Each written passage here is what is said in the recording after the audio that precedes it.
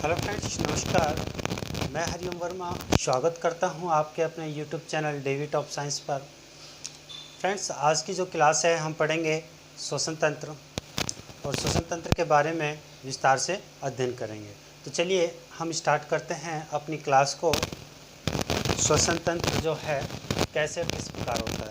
देखिए फ्रेंड्स, जब हम श्वसन तंत्र पढ़ते हैं तो आपने मेरी क्लास देखी होगी कि मैं सबसे पहले जनरली ही बातें करता हूँ।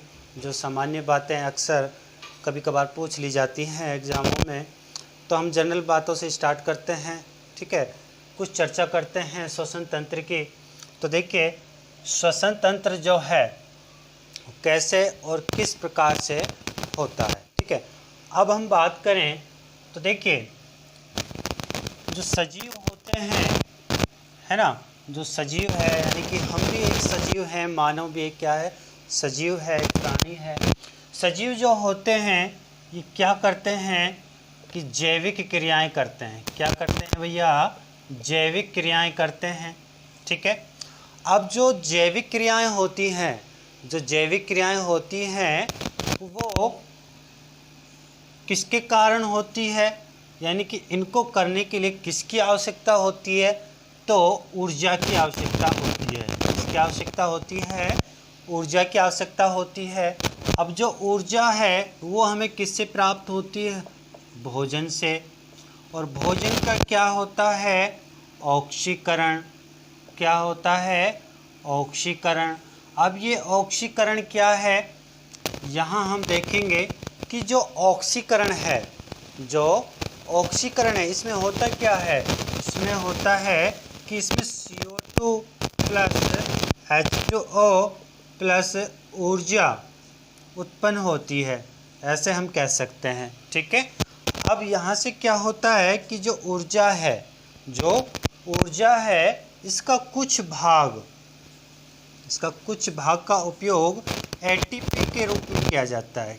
ATP के रूप में, यानी कि एडिनो ट्राईफास्फेट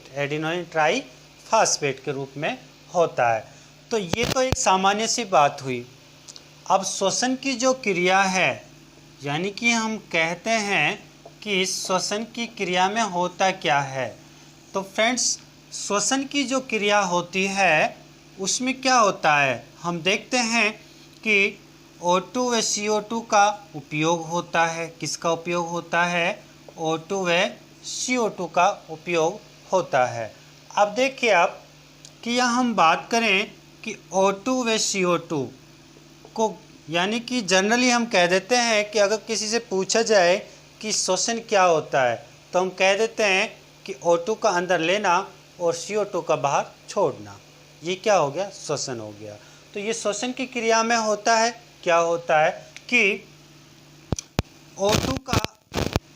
O2 को अंदर ग्रहण करते हैं, O2 को अंदर ग्रहण, ठीक है, और CO2 का निष्कासन या उत्सर्जन हम कह सकते हैं। ये क्या होता है? श्वसन की क्रिया में ये क्रिया होती है कि O2 को अंदर ग्रहण किया जाता है और CO2 को बाहर निष्कासित किया जाता है।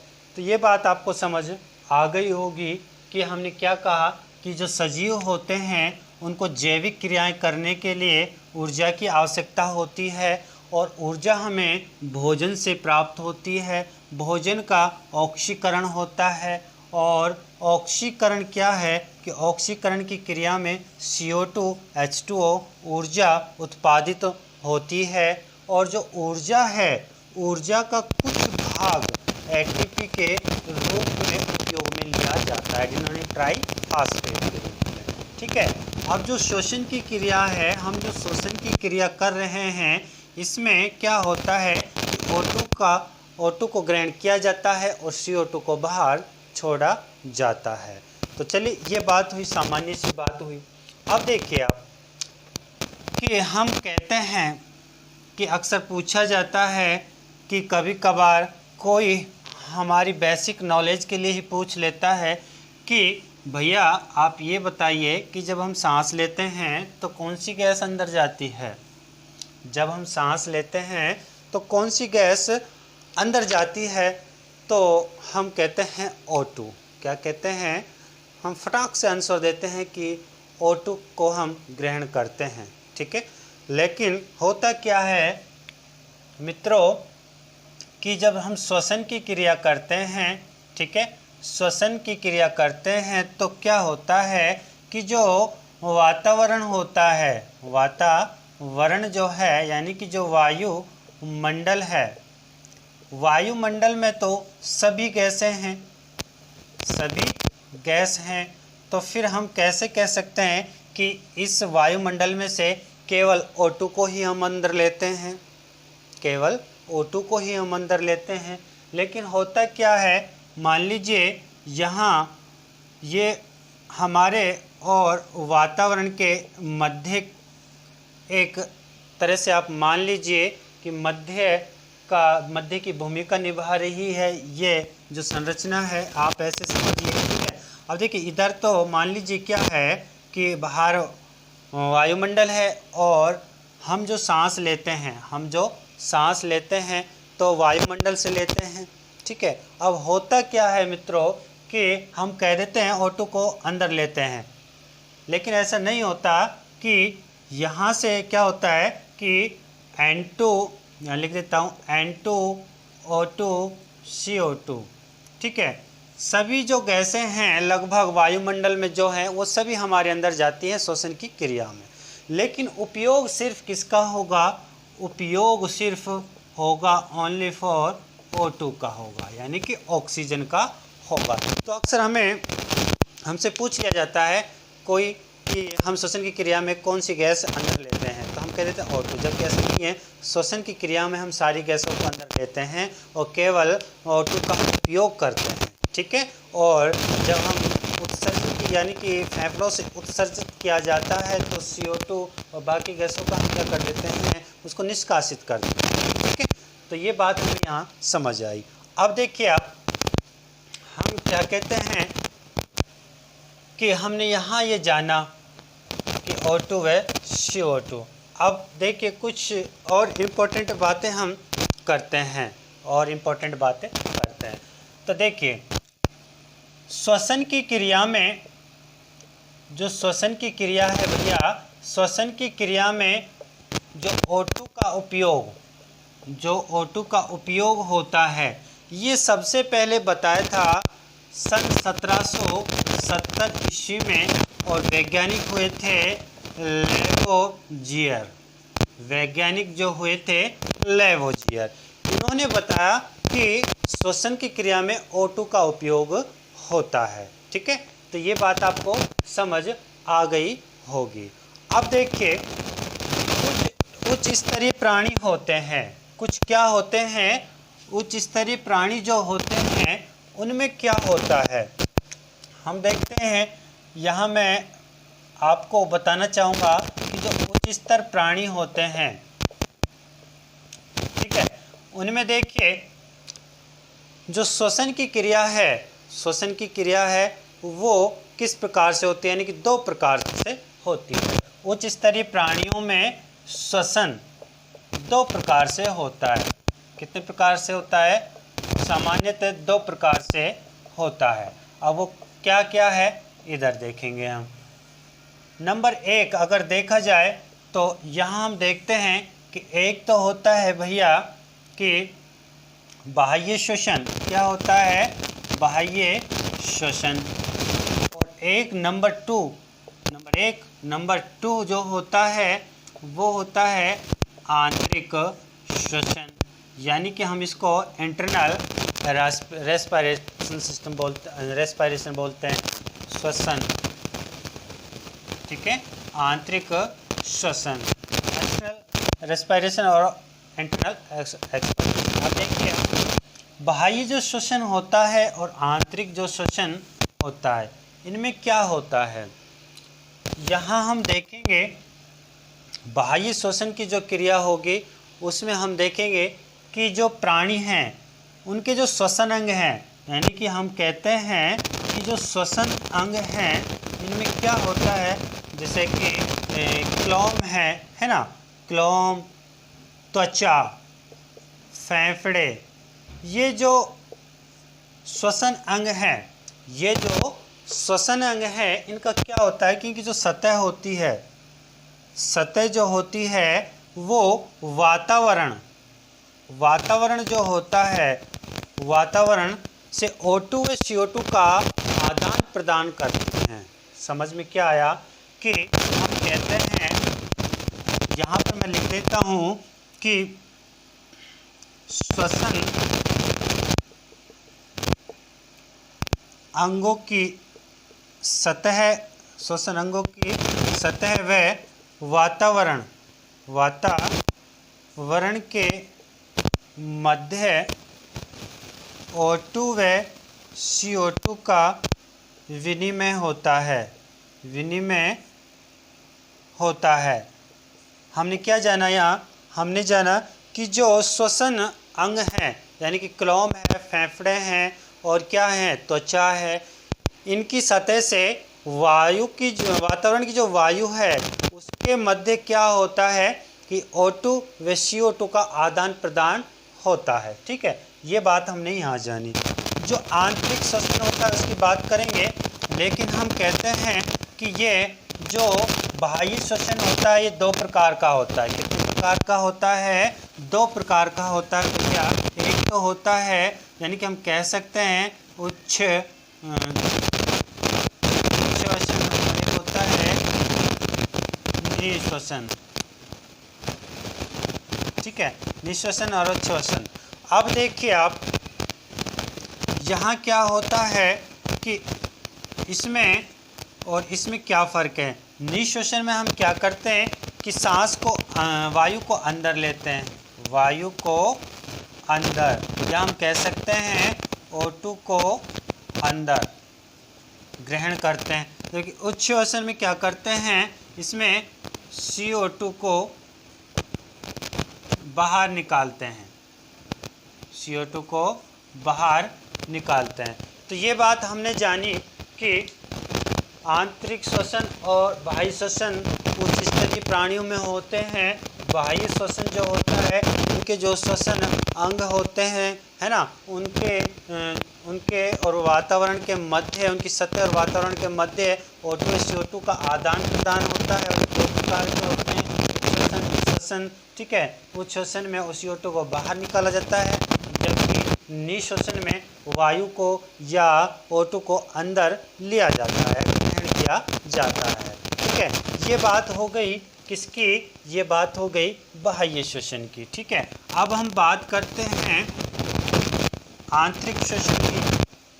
आंतरिक श्वसन की तो इसमें तो ज़्यादा है नहीं, इसको हम इस प्रकार समझ सकते हैं कि जो आंतरिक श्वसन होता है, आंतरिक श्वसन जो होता है, इसमें देखिए, इसमें तो आदान प्रदान हो रहा था किसका, O2 व CO2 का। इसमें O2 व CO2 का आदान प्रदान हो रहा था, लेकिन इसमें O2 व CO2 का उपयोग किस प्रकार होता है, O2 व CO2 का उपयोग किस प्रकार होता है, यानी कि उनसे ऊर्जा किस प्रकार प्राप्त होती है, इसके अंतर्गत आंतरिक श्वसन के अंतर्गत आता है। ठीक है, ये बात हो गई कि उच्च स्तरीय प्राणियों में जो श्वसन है वो दो प्रकार से होता है, यानी कि बाह्य श्वसन और आंतरिक श्वसन। तो चलिए अब नेक्स्ट हम बात करते हैं कि जो श्वसन है कितने प्रकार का होता है। श्वसन जो, ये तो उच्च स्तरीय प्राणियों की बात की थी हमने, लेकिन अगर हम बात करें कि जो श्वसन है, श्वसन जो है वो दो प्रकार से होता है, वो हम देखेंगे यहाँ पर। देखिए, इसको हम कह देते हैं, एक तो होता है ऑक्सीश्वसन, या हम कहते हैं कि श्वसन दो प्रकार का होता है। श्वसन दो प्रकार का होता है। एक तो होता है कि हम कहते हैं, एक होता है भैया ऑक्सीश्वसन और एक होता है अनॉक्सीश्वसन। इसको हम क्या बोल रहे हैं, ऑक्सीश्वसन। ठीक है, इसको हम बोल रहे हैं अनॉक्सीश्वसन, अनॉक्सीश्वसन। ठीक है, अच्छे से समझेंगे। या हम इसको कह देते हैं, इसको हम कह सकते हैं क्या, इसको हम कह सकते हैं वायवीय श्वसन, वायवीय श्वसन, इसको हम क्या कह सकते हैं, इसको हम कह सकते हैं कि अवायवीय श्वसन, अवायवीय श्वसन। ठीक है, ये बात हमने जानी।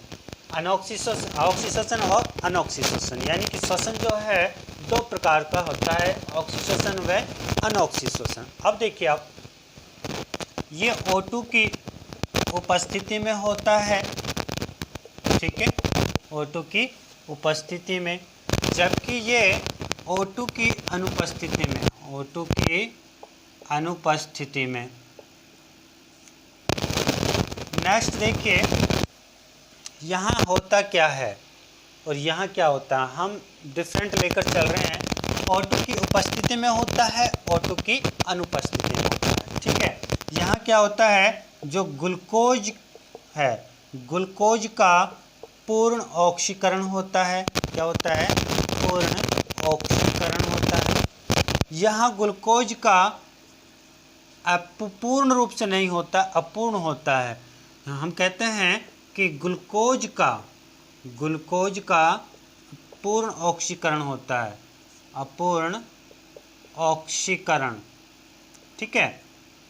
नेक्स्ट देखिए, यह जो क्रिया है, यह क्रिया माइटोकॉन्ड्रिया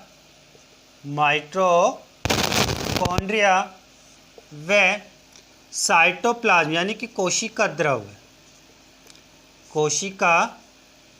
द्रव्य में संपन्न होती है, ठीक है। यह क्रिया माइटोकॉन्ड्रिया व कोशिका द्रव्य में होती है, ठीक है, जबकि यह केवल कोशिका द्रव्य में होती है, कोशिका द्रव्य में होती है।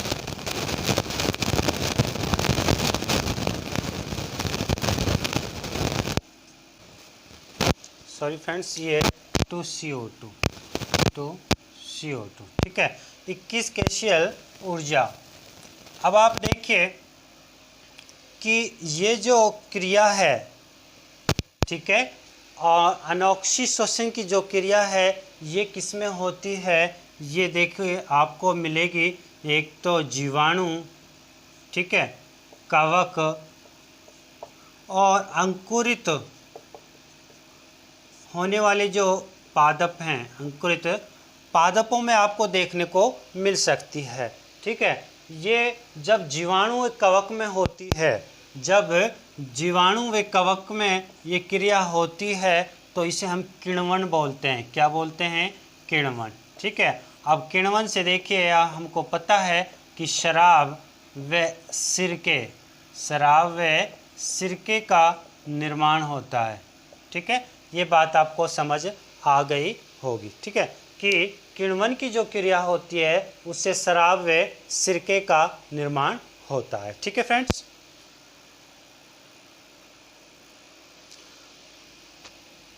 तो फ्रेंड्स, अभी तो हम कुछ जनरली ही बातें कर रहे हैं, अभी श्वसन तंत्र तो बाद में देखेंगे क्लास में, अभी चल रही है क्लास। तो फिलहाल अभी तो जनरली बातें जो हैं वो हम कर रहे हैं कि यहाँ से क्वेश्चन लगभग पूछे जा सकते हैं और पूछे भी गए हैं कुछ क्वेश्चन, ठीक है। अब देखिए, अगर अब हम बात करें कि जो श्वसन है, अब यहाँ से क्वेश्चन बहुत अच्छे स्टार्ट होते हैं जो अब हम पढ़ने जा रहे हैं, ठीक है। कई बार पूछा गया है कि मानव में श्वसन दर या हम कह सकते हैं संवातन दर, ठीक है। कई बार संवातन दर भी आपको देखने को मिल सकता है, तो आप कंफ्यूज ना हो। संवातन दर का मतलब क्या है, संवातन दर का मतलब है श्वसन दर, ठीक है। क्या है, श्वसन दर। तो हम कहते हैं कि मानव में श्वसन दर कितनी होती है, तो हम देखते हैं 15 से 17 प्रति मिनट, ठीक है। यानी कि हम इसको ऐसे समझ सकते हैं कि एक स्वस्थ और वयस्क मनुष्य, यानी कि किसी भी प्रकार की इसमें कोई बीमारी नहीं होनी चाहिए, ठीक है। उसमें जो श्वसन दर है वो 1 मिनट में 15 से 17 बार सांस लेता है, ठीक है। इसको हम इस प्रकार से समझ सकते हैं। अब देखिए, यदि कोई व्यक्ति कुछ कार्य हार्ड वर्क करके आ रहा है या फिर बहुत दूर से रेस लगाकर आ रहा है तो उसकी श्वसन दर बढ़ जाती है, ठीक है। और यदि अगर बात करें O2 की अनुपस्थिति में, O2 की अनुपस्थिति में श्वसन दर बढ़ेगी या घटेगी? तो एक कई बार क्वेश्चन पूछा गया है कि O2 की अनुपस्थिति में श्वसन दर कम होती है, बढ़ती है या स्थिर रहती है या कोई फर्क नहीं पड़ता, ठीक है। तो हम कहते हैं कि यह O2 की अनुपस्थिति में श्वसन दर जो है वो बढ़ती है। क्या होती है? बढ़ती है। क्यों? क्योंकि O2 जो हीमोग्लोबिन है वो O2 का परिवहन करता है और हमारी जो कोशिकाएं हैं, है ना, यानी कि हमारे अंदर जो भोजन का ऑक्सीकरण होगा, जो ऊर्जा मिलेगी वो किससे मिलेगी?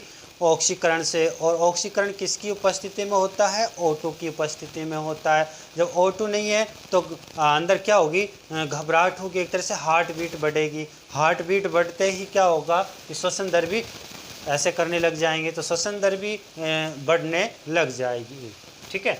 तो O2 की अनुपस्थिति में श्वसन दर बढ़ती है, ठीक है। अब देखिए नेक्स्ट अगर देखा जाए तो हम देखते हैं, हमने बात की है मानव में श्वसन दर सामान्य दर 15 से 17 मिनट प्रति मिनट होती है, ठीक है। नेक्स्ट देखिए फ्रेंड्स कि फेफड़े जो होते हैं, फेफड़ों में 5 लीटर वायु ग्रहण करने की क्षमता होती है। वायु ग्रहण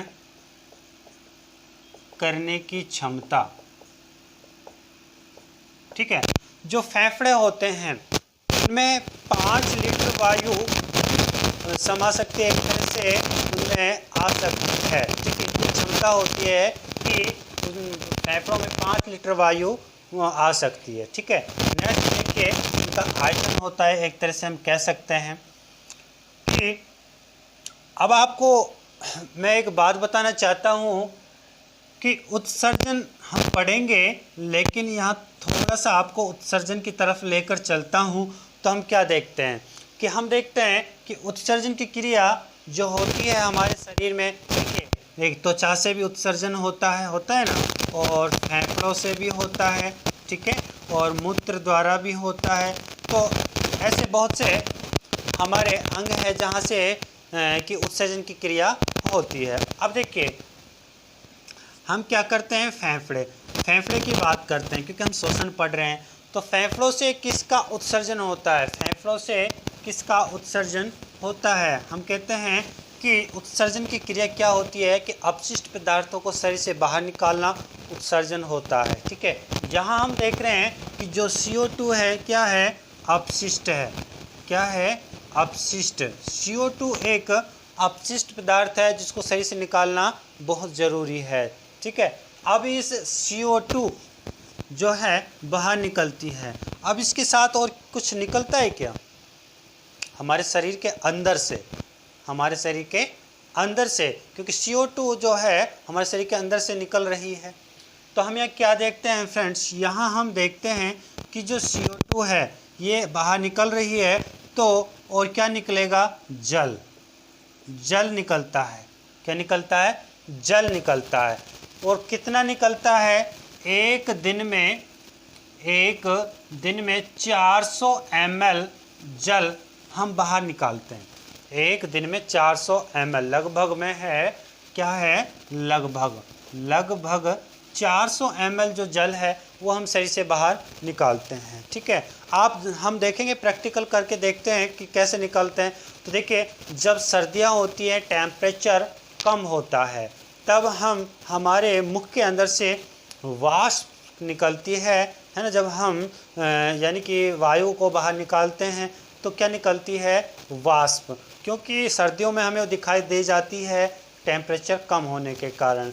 और गर्मियों में इस जो अब फ़िलहाल जो मौसम चल रहा है ना गर्मियों का, तो गर्मियों में क्या होता है कि वो हमें महसूस नहीं हो पाती है। लेकिन होता क्या है कि जो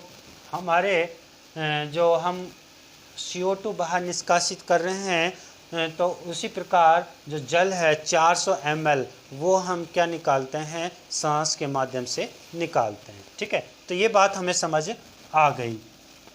अब देखिए आप, होता क्या है कि कुछ और इम्पोर्टेंट बातें, अभी हम अपने टॉपिक पर ही हैं लेकिन श्वसन तंत्र, मानव जो श्वसन तंत्र है उस पर अभी नहीं पहुंच पाए, तो पहुंचेंगे धीरे धीरे, लेकिन सबको कवर करके, कुछ छोड़ने वाले हैं नहीं। अब देखिए, हमने कहा कि मनुष्य श्वसन द्वारा एक दिन में 400 ml जल निष्कासित करता है।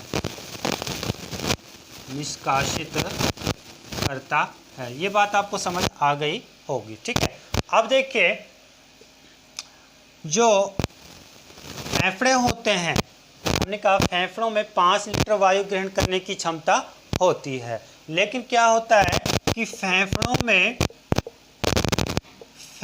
में प्रत्येक स्थिति में 1.5 लीटर वायु हमेशा उपस्थित रहती है।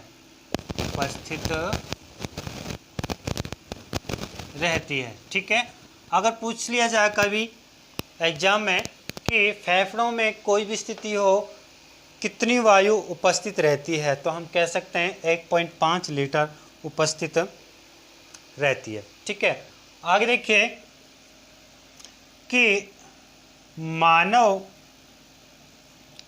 मानव एक बार श्वसन में 1.5 लीटर वायु ग्रहण करता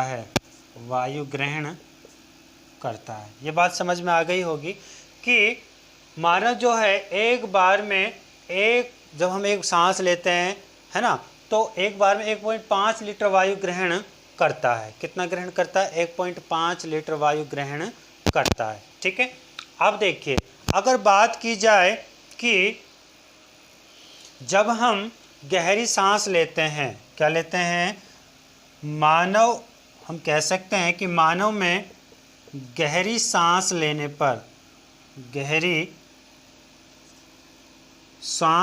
पर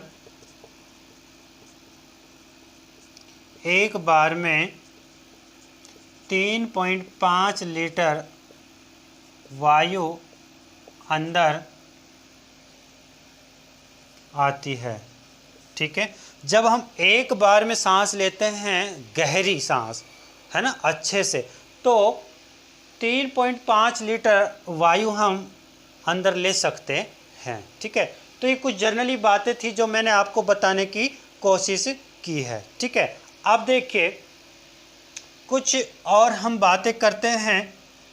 हम कहते हैं कि हीमोग्लोबिन की उपस्थिति में जो O2 है उसका परिवहन किसके द्वारा होता है? हीमोग्लोबिन के द्वारा होता है। अगर हीमोग्लोबिन की अनुपस्थिति हो तो कितनी % O2 का जो है परिवहन हो सकता है? तो हम कह सकते हैं कि हीमोग्लोबिन की अनुपस्थिति में 2% O2 का परिवहन हो सकता है। ठीक है, हो सकता है। ठीक है, हमने क्या कहा, कि यदि अगर हीमोग्लोबिन नहीं हो तो 2% O2 का परिवहन हो सकता है। अधिक परिश्रम, एक बात और याद रखनी है कि जब हम अधिक परिश्रम करते हैं, अधिक परिश्रम करने पर क्या होता है कि लैक्टिक अम्ल का निर्माण होता है हमारे शरीर में। लैक्टिक अम्ल, ठीक है, लैक्टिक अम्ल का निर्माण होता है जिससे थकान महसूस होता है। जिससे क्या होता है भैया? थकान महसूस होती है।